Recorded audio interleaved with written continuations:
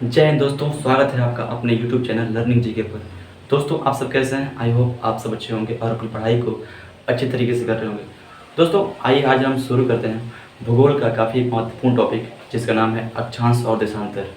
यहाँ से प्रत्येक परीक्षाओं में क्वेश्चंस डायरेक्टली पूछ लिए जाते हैं और ये काफ़ी इंपॉर्टेंट है। इससे हम तमाम ज़रूरी चीज़ों को पता लगाते हैं, जिससे हम समय की स्थिति का पता लगाते हैं, जैसे हम किसी क्षेत्र की जलवायु का पता लगाते हैं। ये सभी इंपॉर्टेंट चीज़ें हैं हमारी डेली लाइफ के लिए जो ज़रूरी होती हैं। आइए देखते हैं अक्षांश और देशांतर को काफ़ी आसान तरीके से, आसान वे में, और इस वीडियो में आपका जो भी डाउट होगा वो क्लियर हो जाएगा।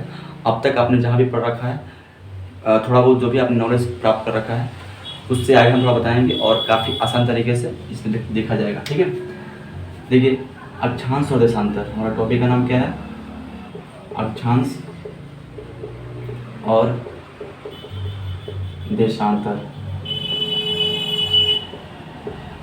दोस्तों, अक्षांश और देशांतर ये दोनों टॉपिक बहुत ही महत्वपूर्ण है। इसको आप ध्यान से, मैं जितना भी स्टेप बाय स्टेप पढ़ाऊंगा, बताऊंगा, उसको आपको देखना है ध्यान से। यहाँ पे अपने मन को एकाग्रचित करके यहाँ पे देखना है। ठीक है दोस्तों, इसके लिए हम पहले बनाएंगे पृथ्वी का एक ग्लोब। ठीक है दोस्तों, आपने जब पृथ्वी का ग्लोब देखा होगा, जो एक डमी ग्लोब आता है जिसको घुमाया जाता है हाथ से, उससे आपने देखा होगा कि तीन मुख्यतः काल्पनिक रेखाएं होती हैं। तीन मुख्यतः जो होती हैं काल्पनिक रेखाएं, उनका नाम है, जो सबसे ऊपर होती है ऐसे, इसका नाम है कर्क रेखा। क्या नाम है इसका? कर्क रेखा। जो बीच वाली रेखा है, जो ऐसे बीच में रहती है, इसका नाम है विषुवत रेखा। क्या नाम है? विषुवत रेखा। ठीक है, और जो रेखा सबसे नीचे पड़ती है, मतलब कहने का जो मेन है, इसमें तो ऐसी रेखाएं बहुत सारी हैं, लेकिन मैं जो मेन बता रहा हूँ, जो आपने अगर केयर किया हो, देखा होगा, तो जो मुख्यतः तीन रेखाएं हैं काल्पनिक, ऊपर कर्क रेखा है, बीच में विषुवत है और नीचे मकर रेखा है। इसका नाम क्या है? तो मकर रेखा। ठीक है, तो दोस्तों ये तीन जो है ये काल्पनिक रेखाएं हैं जो ग्लोब पर देखी जाती हैं। ठीक है, हमको यहाँ पे अभी इससे मतलब है विषुवत रेखा से। ठीक है दोस्तों, उसके बाद से हम इन दोनों के बारे में भी हम अच्छे से जानेंगे। ठीक है, इस पर काफ़ी क्वेश्चंस पूछे गए हैं, उनको भी जानेंगे, क्या क्या इस पे क्वेश्चन आ सकते हैं और क्या क्वेश्चन पूछे गए हैं पहले के। ठीक है, तो आइए देखते हैं। पहले दोस्तों हम पहले जानेंगे अक्षांश क्या होता है। अक्षांश, अक्षांश मतलब, अक्षांश का मतलब क्या हुआ? ठीक है दोस्तों, अक्षांश होता है, उसको कहते हैं, जैसे मान लीजिए यहाँ पे पृथ्वी का सेंटर है। ठीक है, और ये विषुवत रेखा है। ठीक है, समझ रहे हैं ना? ये जो विषुवत रेखा है वो सपोज करिए पृथ्वी के सेंटर से जा रहा है। ठीक है, तो विषुवत रेखा के ऊपर, ठीक है, और विषुवत रेखा के नीचे, समझ रहे हैं ना? विषुवत रेखा के ऊपर उत्तर कहेंगे और विषुवत रेखा से नीचे को क्या कहेंगे? दक्षिण कहेंगे। ठीक है, और जो विषुवत रेखा होता है, विषुवत क्या करता है? वो पृथ्वी को दो बराबर भागों में विभाजित कर देता है। तो उत्तरी भाग को उत्तरी गोलार्ध कहते हैं और निचले भाग को दक्षिणी गोलार्ध कहते हैं। एक्चुअली गोला है, मतलब गोला तो पृथ्वी एग्जैक्टली नहीं है, उस पृथ्वी के आकार को हम जियोड कहते हैं, कुछ इस टाइप का है। ठीक है, ये है जियोड। क्या है? जियोड। लेकिन हम मान लेते हैं कि पृथ्वी गोला है। ठीक है, तो ये जो विषुवत रेखा है पृथ्वी को दो बराबर भागों में बांट देता है। तो उत्तर वाले को उत्तरी गोलार्ध कहते हैं और दक्षिण वाले को दक्षिणी गोलार्ध कहते हैं। आई होप आप समझ गए होंगे। तो दोस्तों देखिए, यहाँ पे ये पृथ्वी का सेंटर है, पृथ्वी का सेंटर है। ठीक है, तो हम अक्षांश उसे कहेंगे। देखिए दोस्तों, पृथ्वी के सेंटर से विषुवत रेखा के ऊपर या नीचे, ठीक है, पृथ्वी के सेंटर से विषुवत रेखा के ऊपर या नीचे, ठीक है, पृथ्वी की किसी सतह पर, ये पूरा क्या है? ये पृथ्वी का सरफेस है। जितना ये सब है, ये सब ये जितना क्या है, ये पृथ्वी का सरफेस है। हम लोग जहाँ पे मौजूद हैं, पूरी दुनिया जहाँ पे अभी है, वो पृथ्वी के सतह पर है, पृथ्वी के सरफेस पर है। ठीक है, पृथ्वी के हम लोग नीचे नहीं हैं और ना ही हम पृथ्वी के ऊपर हैं, हम पृथ्वी के सतह पर हैं। ठीक है दोस्तों, तो देखिए यहाँ पे ये पृथ्वी का सेंटर है। पृथ्वी के सेंटर से विषुवत रेखा के ऊपर या नीचे, ठीक है, पृथ्वी की किसी सतह पर केंद्र से मापी गई कोणीय माप, समझ रहे हैं ना? विषुवत रेखा से ऊपर या नीचे, ठीक है, पृथ्वी के केंद्र से, ठीक है, मापी गई कोणीय माप होती है, उसी को क्या बोलते हैं, अक्षांश बोलते हैं। जैसे मान लीजिए ये पृथ्वी का सेंटर हो गया, ठीक है, इससे ये मान लीजिए पृथ्वी का सेंटर हो गया, और यहाँ से मान लेते हैं ये वाला हमारा सेंटर हो गया, ये वाला हम ऊपर कर रहे हैं, तो एक एंगल हुआ यहाँ पे, जो कि इस एंगल का मतलब ये एंगल का मान लेते हैं यहाँ पे 1 डिग्री बन रहा है एंगल, ठीक है।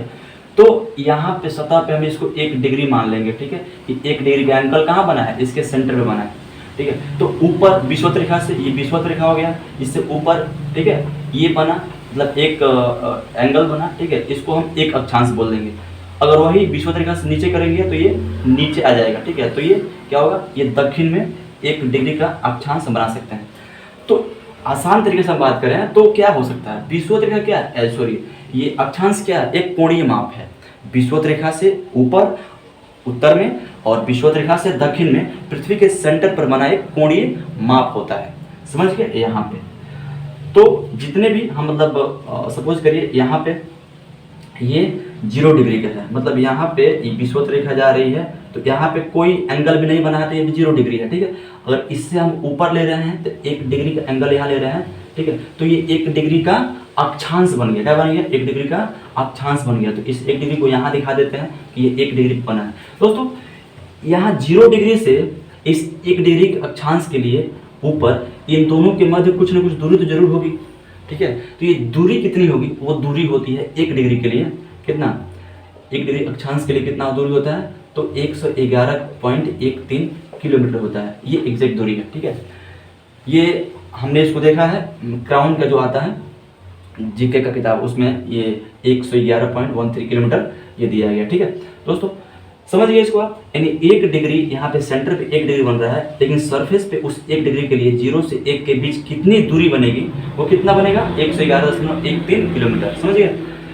तब जैसे एक यहाँ बना है, अब वैसे यहाँ पे 2 डिग्री का बनेगा, यहाँ पे 2 लिख देंगे, यहाँ पे 3 डिग्री का बनेगा सरफेस में, यहाँ पे 3 लिख देंगे। ऐसे करते करते कहाँ तक चलेंगे, ऐसे करते करते हम 90 तक पहुँचेंगे, ठीक है, यहाँ पे 90 डिग्री, ठीक है। दोस्तों यहाँ पे पृथ्वी का 2 ध्रुव होता है, पोल होता है, एक ऊपर होता है इसको नॉर्थ पोल कहते हैं, और जो नीचे होता है उसको साउथ पोल कहते हैं। ऊपर वाले को उत्तरी ध्रुव या नॉर्थ पोल, और नीचे वाले बोलते हैं दक्षिणी ध्रुव या साउथ पोल, ठीक है। आई होप आप समझ गए होंगे। जैसे विषुवत रेखा से उत्तर में कुल अक्षांश बने, ठीक है, वैसे ही विषुवत रेखा से दक्षिण में बहुत सारे अक्षांश बनेंगे। जैसे यहाँ पे दक्षिण में 1 डिग्री अक्षांश बना, वैसे ही 2 का बनेगा, 3 का बनेगा, 4 का बनेगा, 5 का, करते करते कहाँ तक, 90 तक, ठीक है, 90 डिग्री तक क्या बनेगा, अक्षांश बनेगा, समझ रहे हैं। दोस्तों इस प्रकार से हम इसको देख लिए कि अक्षांश क्या होते हैं। आई होप आप समझ गए होंगे। अगर समझ में ना आया हो फिर से तो आप कमेंट में कर सकते हैं कहाँ आपको डाउट लग रहा है, ठीक है। आई होप कि आप समझ गए होंगे इसको। दोस्तों अब हम देख लेते हैं कि अक्षांश रेखाएं क्या होती हैं। अक्षांश, हम तो अक्षांश देख लिए कि अक्षांश क्या होता है, वो तो एक पृथ्वी के सेंटर पर विषुवत रेखा से ऊपर या नीचे किसी पृथ्वी की सतह से सेंटर पर बना क्या होता है, एंगल होता है, कोण होता है, वो अक्षांश हो गया। अक्षांश रेखाएं क्या होती है, इनसे पहले हम जान लेते हैं कि कुल अक्षांश कितने होते हैं। दोस्तों अक्षांश कुल कितने होते हैं देख लीजिए आप खुद ही। यहाँ 90 मतलब यहाँ 1 से लेकर 90 तक, दक्षिण में कितने हो गए, तो 90 हो गए, ठीक है।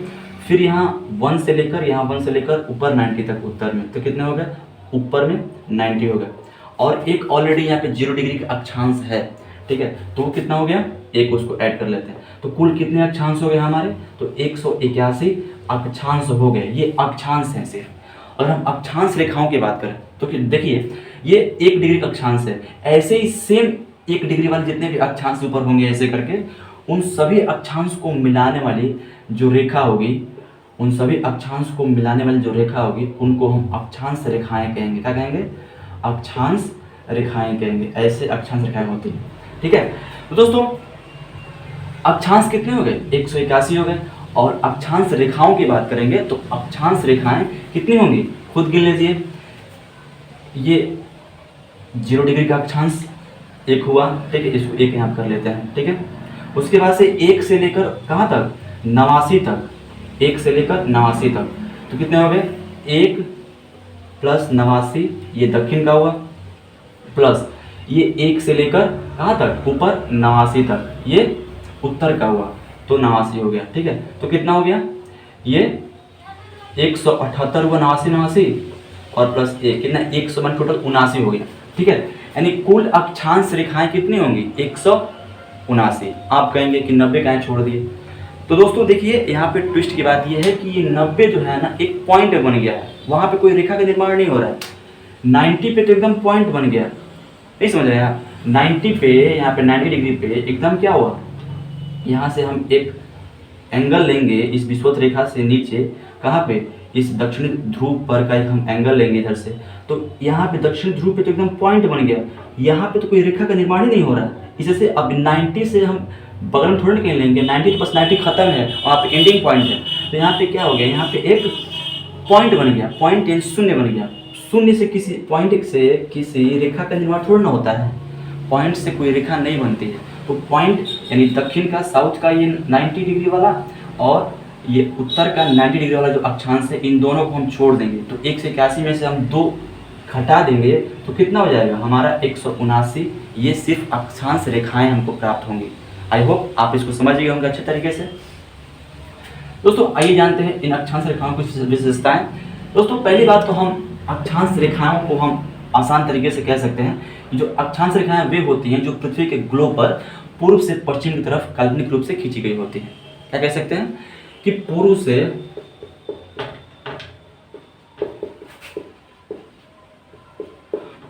पश्चिम या पश्चिम से पूर्व कह सकते हैं। ग्लोब पर, पृथ्वी के ग्लोब पर क्या होती है कि पूर्व से पश्चिम या पश्चिम से पूर्व काल्पनिक रूप से जो रेखाएं खींची गई होती हैं, काल्पनिक रूप से, वास्तविक रूप से नहीं, ये कल्पना की गई होती है रेखाएं, ठीक है, जिनसे हम अपने अध्ययन को अच्छी तरीके से कर सके। तो उनको क्या बोलते हैं, उनको कहते हैं हम अक्षांश रेखाएं। समझ गए दोस्तों। आइए हमारा दूसरा विशेषता है दोस्तों, इन अक्षांश रेखाओं के बीच की जो दूरी मैंने बताया, प्रत्येक 1 डिग्री अक्षांश के लिए दूरी कितनी होती है, तो 111। यानी प्रत्येक अक्षांश के बीच में ये जो दूरी होती है, ये जो दूरी होती है, प्रत्येक अक्षांश के बीच में दूरी कितनी होती है, तो 111.13 किलोमीटर होती है, ठीक है। कहीं कहीं आपको 1 से 11 किलोमीटर मिलेगा एग्जैक्टली, लेकिन सही है, कोई दिक्कत नहीं, लेकिन 111.13 किलोमीटर भी ये चलेगा, ठीक है। तो एक मतलब प्रत्येक किन्हीं 2 अक्षांश के मध्य दूरी कितनी होती है, तो 1 से 11 किलोमीटर की दूरी होती है दोस्तों। तो कितनी होगी, तो 111.13 किलोमीटर की दूरी हो गई किन्हीं 2 अक्षांश के मध्य में। समझ गए। तीसरी विशेषता है दोस्तों, अक्षांश जो रेखाएं होती हैं, इनके जो मध्य, ये जो जितने अक्षांश रेखाएं हैं, इनके मध्य की जो क्षेत्र होता है उनको कटिबंध कहा जाता है। जो किन्हीं 2 अक्षांश रेखाओं की जो क्षेत्र, जो मतलब मध्य में जो क्षेत्र होता है, ये वाला रीजन, ठीक है, इन क्या कहते हैं, इनको हम कटिबंध कहते हैं। क्या कहते हैं, कटिबंध। इन्हें क्या कहते हैं, यानी मान लीजिए यहाँ पे 2 अक्षांश रेखाएं हैं, ये वाली और ये वाली, इनके मध्य का जो क्षेत्र होगा ये वाला, इन्हें क्या कहेंगे, तो इन्हें कटिबंध कहेंगे। क्या कहेंगे, तो इन्हें कटिबंध कहेंगे, ठीक है दोस्तों। ये जो अक्षांश रेखाएं होती हैं वो एक दूसरे के पैरेलल होती हैं। क्या होती हैं, पैरेलल होती हैं, एकदम पैरेलल होती हैं, पैरेलल, ठीक है। तो ये क्या होती है, समानांतर होती हैं। ये अक्षांश रेखाएं क्या होती है, ये समानांतर होती है, समानांतर, ठीक है। समझ गए इसको दोस्तों।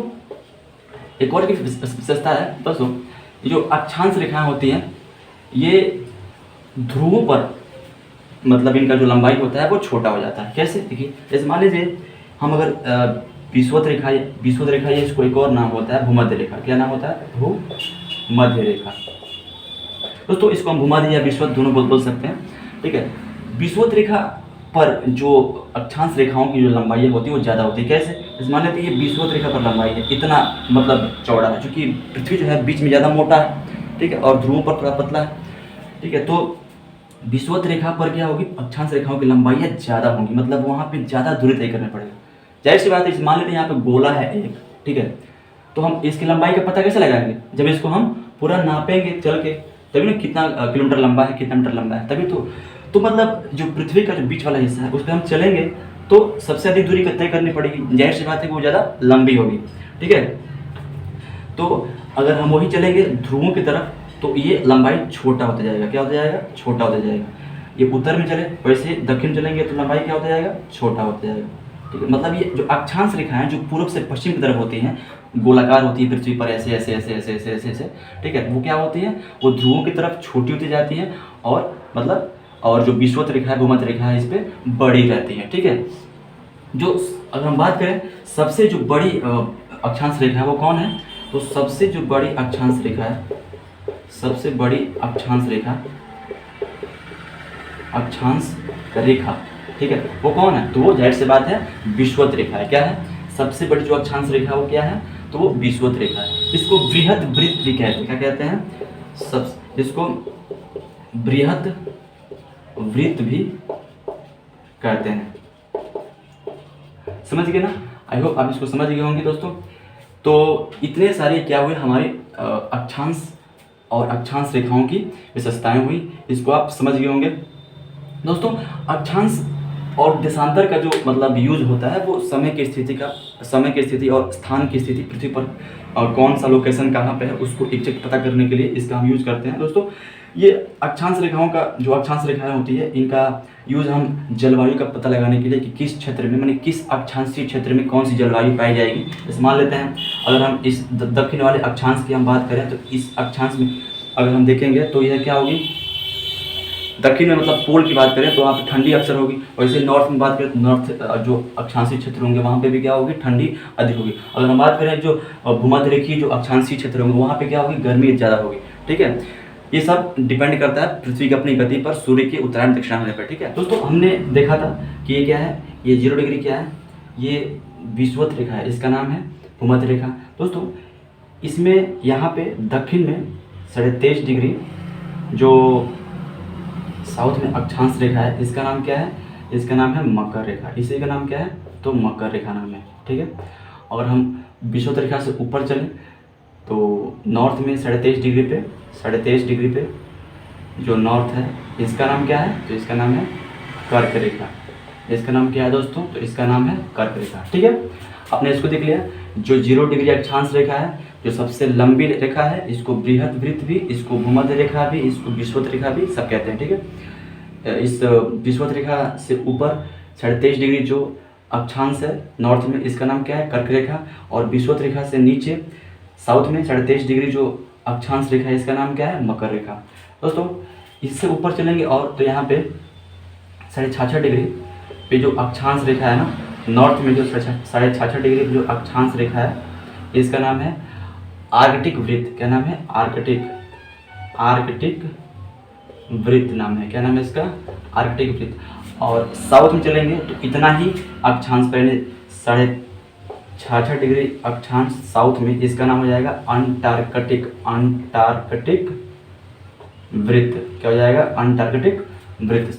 दोस्तों आपने इसको देख लिया। तो फ्रेंड्स आपने देख लिया होगा इसको कि अक्षांश रेखा कौन कौन कहाँ पे है और किस अक्षांश रेखा का क्या नाम है। ठीक है, जो नाम ज़्यादा प्रसिद्ध है उसको हमने आपको बता दिया है। ठीक है दोस्तों, अब हम पता करेंगे जो ये कर्क रेखा है।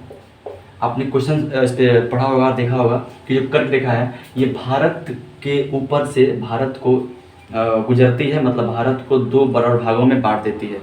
ठीक है, जो कर्क रेखा है ये भारत के ऊपर से एकदम उसके बीचों बीच से गुजरती है और भारत को 2 बराबर भागों में बांट देती है। तो ये कर्क रेखा बांटती है, यानी कहने का मतलब हमको पहले भारत की स्थिति को पता करना होगा कि भारत का लोकेशन कहाँ पे है, तब हम जानेंगे कि कर्क रेखा क्या होती है, उस पर से जाती है। ठीक है, तो हम इसके लिए पहले हम यहाँ पे ड्रॉ करेंगे नया सा एक ग्लोब। ठीक है दोस्तों, यहाँ ध्यान से देखिए आप दोस्तों, यहाँ पे आप ध्यान से देखिए, ये ग्लोब हो गया, ये हो गया विषुवत रेखा 0 डिग्री पे, ये हो गया कर्क रेखा। ठीक है, 23 डिग्री पे नॉर्थ कर्क रेखा, इसको बोलते हैं ट्रॉपिक ऑफ कैंसर। ठीक है इंग्लिश में। और 23 डिग्री साउथ में हो गया मकर रेखा, ट्रॉपिक ऑफ कैप्रिकॉर्न।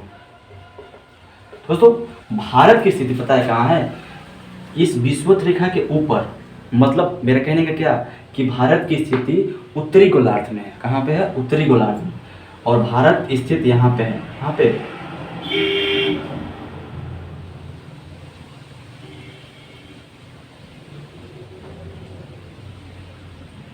यहाँ पे क्या है, भारत की स्थिति है। ठीक है, तो जो भारत है उत्तरी गोलार्ध में, पहली बात कहाँ पे है, उत्तरी गोलार्ध में है। ठीक है, यानी विषुवत रेखा जो अक्षांश है ये वाली, इस विषुवत रेखा के उत्तर में है। ठीक है, समझ रहे हैं ना, और उत्तरी गोलार्ध में जाहिर सी बात हो जाएगा।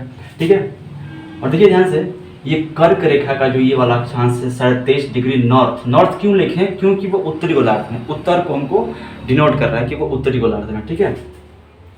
अगर हम बात करें देशांतर से, तो देशांतर से ये पूरब में होगा। हालांकि हम उसको बताएंगे भी, अगले टॉपिक पे वही आएगा, ठीक है। लेकिन अब इसको समझ लीजिए कि क्या है, ये कर्क रेखा 23.5 डिग्री नॉर्थ पे वो है, वो क्या होती है, भारत के बीचों बीच से गुजरती है। भारत के 8 राज्यों से वो होकर गुजरती है। वो 8 राज्य कौन कौन है देख लीजिए एक बार। पहले तो यहाँ पे आती है, पहले तो यहाँ पे गुजरात है, पहले गुजरात है, उसके बाद राजस्थान है, फिर उसके बाद से मध्य प्रदेश आता है, फिर उसके बाद छत्तीसगढ़ आता है, फिर उसके बाद झारखंड आता है, फिर उसके बाद क्या आता है, पश्चिम बंगाल, फिर उसके बाद त्रिपुरा आता है, और उसके बाद मिजोरम आता है दोस्तों। तो ये 8 राज्य हैं जिनसे क्या होता है, कर्क रेखा गुजरता है। आप देखे होंगे, अगर आप मतलब अध्ययन किया होगा तो भारत के मतलब ये जो है मध्य प्रदेश का जो राजधानी है भोपाल, वो भी क्या होता है, इस कर्क रेखा के आसपास ही पड़ता है। रांची के ऊपर से एग्जैक्ट कर्क रेखा गुजरता ही है, ठीक है। तो ऐसे करके क्वेश्चन पूछ रह जाता है, कभी कभार जो होता है आयोग या होते हैं वो क्वेश्चन पूछ लेते हैं हर एक एग्जाम में, ठीक है, कि कर्क रेखा के आसपास कौन सी सिटी है, या फिर कर्क रेखा के से कौन सिटी कितना दूर है, इसका सीक्वेंस बना के पूछ लेता है क्वेश्चन। तो ये हमको जानना जरूरी था, ठीक है। हम जान गए कि भारत कहाँ पे है, तो भारत उत्तरी गोलार्ध में है। भारत के ऊपर से बीचों बीच से गुजरता है कर्क रेखा, 8 राज्यों को पार करता है। समझ गए इतना दोस्तों। और हम आपको पहले समझा चुके हैं अक्षांश क्या होता है अच्छी तरीके से। दोस्तों आपने देखा होगा कि ये जो नीचे जो ऑस्ट्रेलिया है, ऑस्ट्रेलिया ऐसे करके है, ठीक है, यानी जो मकर रेखा है ना वो ऑस्ट्रेलिया को पार करता है, ठीक है। मकर रेखा जो है ऑस्ट्रेलिया के बीचों बीच गुजरता है, ठीक है। और एक महाद्वीप है, इसका नाम है अफ्रीका महाद्वीप, ठीक है, ऐसे करके है, ऐसे करके, ठीक है। ये जो महाद्वीप है अफ्रीका, ये वाला इतना, ठीक है, मतलब ये जो तीनों रेखाएं हैं, अक्षांश रेखाएं, ये तीनों क्या होती हैं, कर्क, विषुवत और मकर, ये तीनों क्या होती हैं, ये अफ्रीका महाद्वीप को पार करती हैं। एक ही ऐसा महाद्वीप है जो तीनों रेखाओं से क्या है, संबंधित है, यानी इसको तीनों रेखाएं क्या करती हैं, पार करती हैं, ठीक है। इसमें से क्वेश्चन ये आता है कि कौन सा कंट्री, किस कंट्री के ऊपर से कौन सी रेखा गुजरती है, ठीक है। तो इसको अगली क्लास में बता दिया जाएगा, ठीक है दोस्तों। तो ये आपके लिए काफ़ी इंपॉर्टेंट था, इतना अगर आपको समझ में आया हो अक्षांश तो बहुत अच्छी बात है दोस्तों। चलते हैं फिर अपने अगला टॉपिक पर, जिसका नाम क्या है, देशांतर, ठीक है दोस्तों। आइए चलते हैं।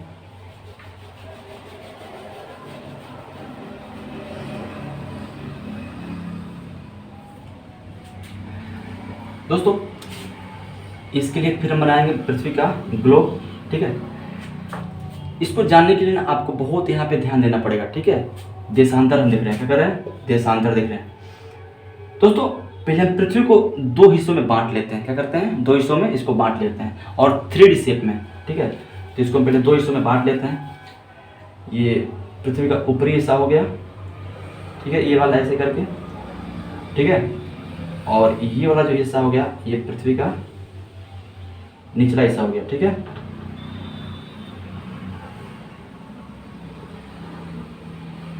समझ रहे हैं, ये क्या हो गया, ये पृथ्वी का निचला हिस्सा हो गया, और ये वाला मतलब ये उत्तरी गोलार्ध हो गया, और ये दक्षिणी गोलार्ध हो गया। क्या हो गया, दक्षिणी गोलार्ध। इसको हम मिटा देते हैं, आप समझ गए होंगे इसको दोस्तों। इस पृथ्वी के ना बीच में, एकदम बीच में, यहाँ पे 0 डिग्री मान लेते हैं। यहाँ पे तो सेंटर है, यहाँ पे क्या है, पृथ्वी का सेंटर है। बीच में क्या हम तो काट लिए हैं, जैसे आप प्याज काटते हैं वैसे हम काट लिए हैं। और प्याज के जैसे, ये प्याज जैसे होता है ना, ऐसे ये ऐसे प्याज के बीच वाला हिस्सा है, ठीक है। तो ये पृथ्वी है, इसका बीच वाला हिस्सा क्या है, ये वाला इतना है, ठीक है। तो दोस्तों ये पृथ्वी का सेंटर, एकदम बीच का सेंटर है, ठीक है। और पृथ्वी की सतह पर यहाँ पे मान लेते हैं 0 डिग्री है, ठीक है। यहाँ से यहाँ के लिए तो क्या होगा, 0 डिग्री नहीं होगा, यहाँ से यहाँ पे चलेंगे तो 0 डिग्री होगा, मतलब सीधा तो क्या होगा, 0 ही होगा, ठीक है। अगर आजू बाजू हटेगा तो एंगल बढ़ेगा, ठीक है। यहाँ पे 0 डिग्री होगा, ठीक है दोस्तों। यहाँ मान लेते हैं 0 डिग्री, ये सीधी एक लाइन ऐसे है 0 डिग्री, ठीक है। तो दोस्तों देशांतर किसे कहते हैं उसको समझिए, ठीक है। मतलब ये 0 डिग्री है, इस 0 डिग्री से ये सब क्या है, ये सब पृथ्वी का सरफेस है, ये क्या है, पृथ्वी का सरफेस है, ठीक है।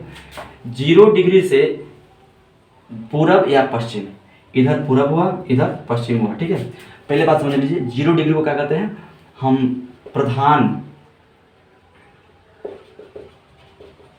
मध्याह्न करते, क्या कहते हैं, प्रधान मध्याह्न करते हैं, ठीक है, प्रधान मध्याह्न करते हैं, प्राइम मेरिडियन, ठीक है, करते हैं। और जब इस पे एक लाइन बनती है पूरा एक मतलब 0 डिग्री का, नॉर्थ से लेकर साउथ तक, मतलब उत्तरी ध्रुव से लेकर दक्षिणी ध्रुव तक, तो उसको बोलते हैं प्रधान मध्याह्न रेखा, या उसको बोलते हैं प्राइम मेरिडियन लाइन, ठीक है दोस्तों।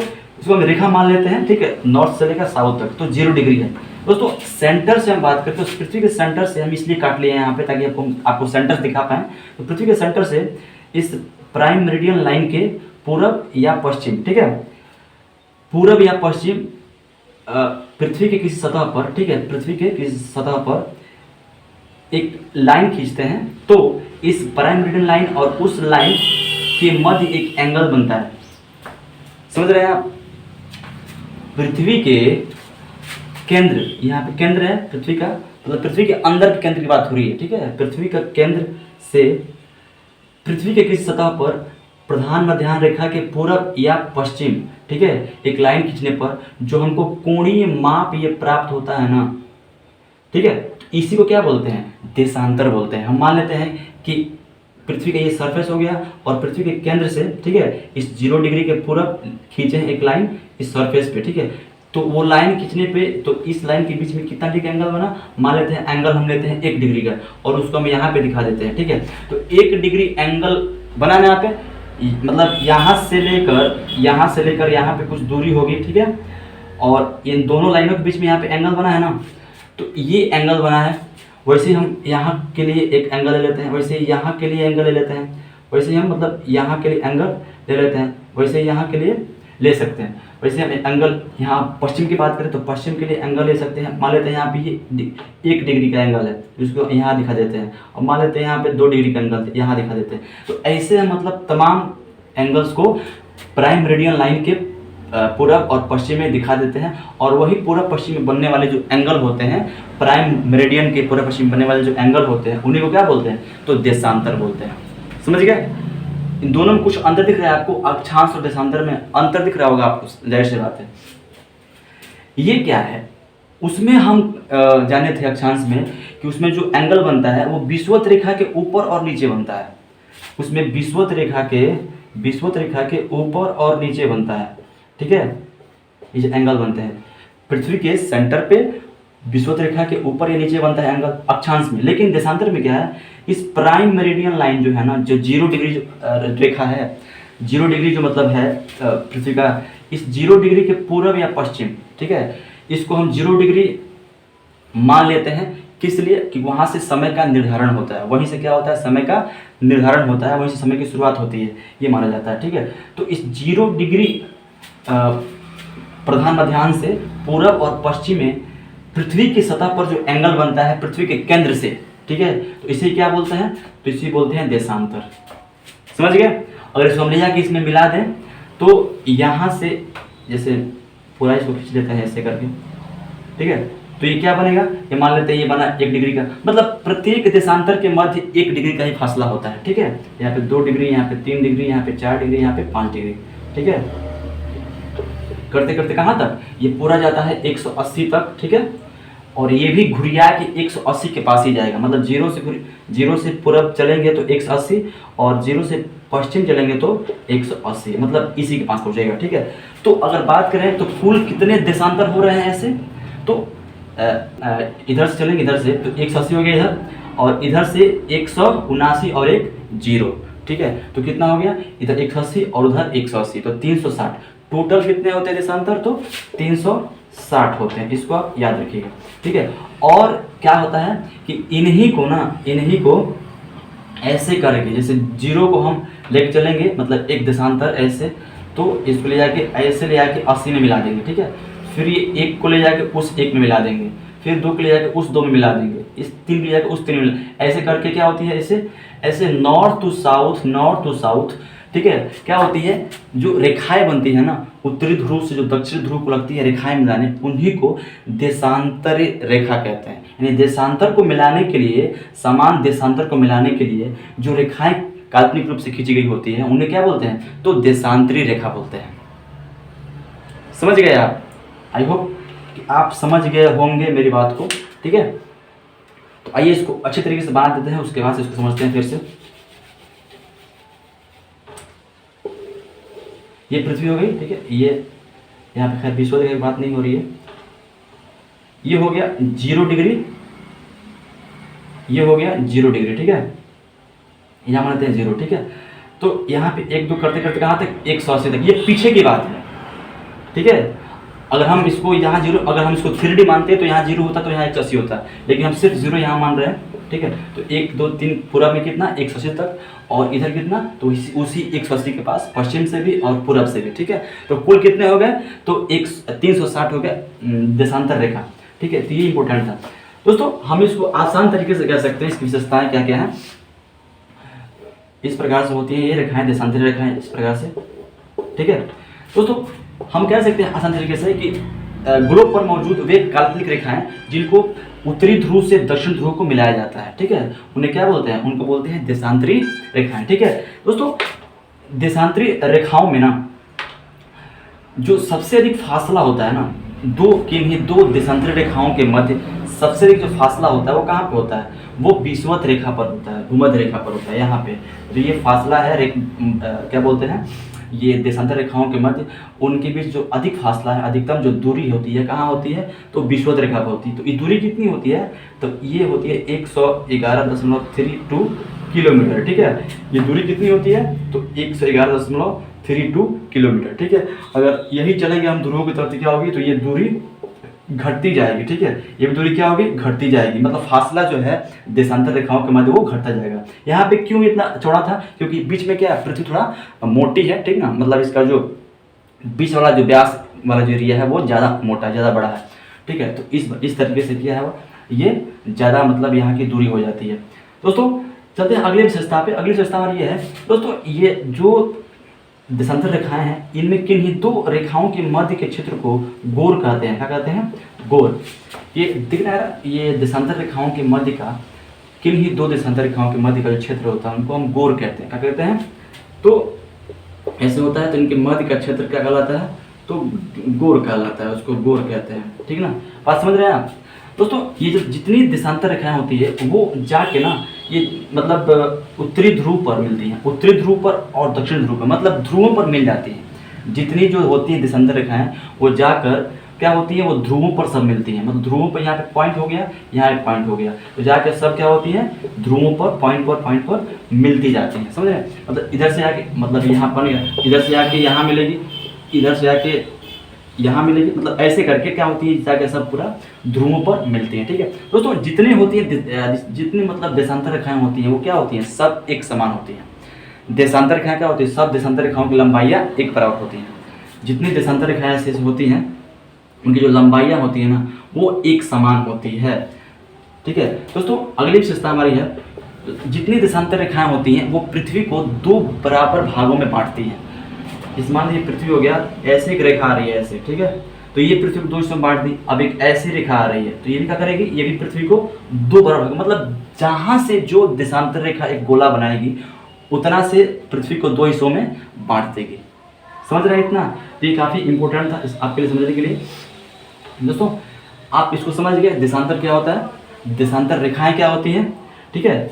इन रेखाओं के मध्य अधिकतम दूरी कहाँ पे होती है, तो विषुवत रेखा पे होती है, और न्यूनतम कहाँ पे होती है, तो यहाँ पे ध्रुव पर होती है, वहाँ पे शून्य हो जाती है, ठीक है। तो ये काफ़ी इंपॉर्टेंट था दोस्तों। देशांतर रेखाएं इसलिए महत्वपूर्ण हैं जिससे क्या हो, हम टाइम का निर्धारण करते हैं, ठीक ना। ये 0 डिग्री जो देशांतर रेखा यहाँ से गुजरती है, ठीक है, इसका नाम क्या है, प्रधान मध्याह्न रेखा। और ये ब्रिटेन जो देश है उसका एक मतलब उसकी राजधानी है लंदन, लंदन के ग्रीनविच शहर से गुजरती है, ठीक है। ग्रीनविच शहर से यहाँ पे मान लेते हैं, ठीक ना, उत्तरी गोलार्ध में ही है ग्रीनविच शहर। तो वहाँ से क्या होती है, ग्रीनविच से होकर ये 0 डिग्री मध्याह्न रेखा कहाँ गुजरती है, ठीक है। तो इस लाइन को हम ग्रीनविच लाइन भी बोलते हैं। क्या बोलते हैं, ग्रीनविच लाइन भी बोला जाता है। ग्रीनविच क्या है, तो लंदन में मौजूद एक शहर का एक वेधशाला का नाम है, जहाँ से क्या होती है, ये लाइन गुजरती है, ठीक है दोस्तों। ये आता है क्वेश्चन कि ये जो 0 डिग्री मतलब ये ग्रीनविच लाइन है, ये कितने महाद्वीपों से गुजरती है, कितने महाद्वीपों से होकर गुजरती है। तो दोस्तों ये मुख्यतः 3 महाद्वीप से होकर गुजरती है, ठीक है। पहला जो महाद्वीप है उसका नाम है, सबसे ऊपर है यूरोप महाद्वीप, उसके बाद ये अफ्रीका से थोड़ा सा इसका हिस्सा पड़ता है, फिर उसके बाद नीचे जो है अंटार्कटिका। ये 3 महाद्वीप पड़ते हैं इसके रास्ते में दोस्तों, ये काफ़ी इंपॉर्टेंट है, इसको याद रखिएगा, ठीक है। इससे क्या होता है, देशांतरी रेखाओं से एक्चुअली इसका काम ये होता है कि इससे समय का मतलब क्या होता है, निर्धारण होता है। इधर इस ग्रीनविच से पूरब में जितने देश हैं वो क्या करते हैं, ग्रीनविच से अपना समय का मिलान करते हैं, और पश्चिम में जितने देश हैं वो भी क्या करते हैं, ग्रीनविच लाइन से अपने समय का मिलान करते हैं। दोस्तों जो पृथ्वी होती है वो 24 घंटे में 360 घूम जाती है, ऐसे घूमती है ना। जो पृथ्वी होती है वो 24 घंटे में 360 डिग्री का घूम जाती है अपने अक्ष पर, ठीक है दोस्तों। तो एक डिग्री इसको घूमने में ना, इसको 1 डिग्री घूमने में कितना, 4 मिनट का समय लगता है दोस्तों, समझ रहे हैं ना। जैसे 360 डिग्री घूमती है 24 घंटे में, ठीक है, तो 1 डिग्री घूमने में इसको लगेगा 4 मिनट। कितना लगेगा, इसको लगता है घूमने में 4 मिनट। तो ये काफ़ी इंपॉर्टेंट है, इसको आप याद रखिएगा दोस्तों, ठीक है। इसी थ्रू क्या होता है, हम अपने समय का करते हैं निर्धारण, ठीक है। तो आपने देखा है इसको, आई होप आप इसको अच्छे से समझे होंगे। और एक बात बता दूँ आपको कि जो हमारा जो समय रेखा है, हमारा जो मतलब टाइम है जिसको बोलते हैं IST, ठीक है, वो कितना है, वो G प्लस 5.5 घंटा, ठीक ना, इतना है। मतलब ग्रीनविच लाइन से, इस ग्रीनविच लाइन से 5.5 घंटा आगे है हमारा IST, ठीक ना। आप किसी भी घड़ी में जैसे मोबाइल फोन में देखे होंगे, गए होंगे टाइम सेट करने के लिए, तो वहाँ पे ये G प्लस 5.5 घंटा लिखा होता है, क्योंकि हमारा ये टाइम, हमारा ये इंडियन स्टैंडर्ड टाइम का है, ठीक ना। वो क्या होता है, वो ग्रीनविच लाइन से, ग्रीनविच समय से 5.5 घंटा आगे है, तो ठीक है। और दोस्तों जो 180 डिग्री होता है, इसके जो जस्ट अपोजिट में होता है 0 डिग्री से 180 डिग्री जो होता है देशांतर रेखा, इसको बोला जाता है अंतर्राष्ट्रीय डेट लाइन, इंटरनेशनल अंतर्राष्ट्रीय डेट लाइन, IDL, ठीक है। तो इसको आप याद रखिएगा। आई होप कि आप अक्षांश और देशांतर को अच्छी तरह से समझ गए होंगे। अभी इसमें बहुत सारी फैक्ट्स हैं जो यूजफुल था, उसको मैंने आपको बता दिया है, ठीक है, इसको याद रखिएगा। तो फ्रेंड्स ये वीडियो कैसा लगा, अगर वीडियो आपको अच्छा लगा हो तो प्लीज़ वीडियो को लाइक कर दीजिएगा। अगर आप कुछ डाउट हो तो आप वीडियो में कमेंट करके आप पूछ सकते हैं, और अगर आप चैनल पर नए हैं तो सब्सक्राइब जरूर कर दीजिएगा। तब तक जाता है, मिलेंगे आपको फिर अगले किसी वीडियो में। बहुत बहुत धन्यवाद।